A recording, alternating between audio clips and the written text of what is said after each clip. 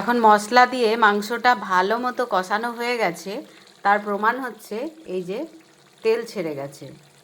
যখন মাংস থেকে তেল বেরিয়ে যাবে তার মানে ভালো মতো কষানো হয়ে গেছে। তো এখন আমি এই বেটে রাখা কাজুটাকে দিয়ে দেব।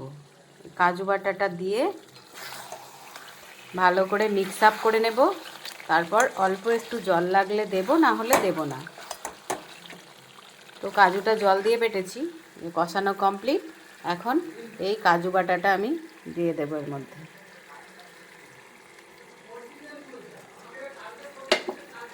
আর এই বাটার চিকেনের মধ্যে একটু ফ্রেশ ক্রিম দিলে ভালো হয়।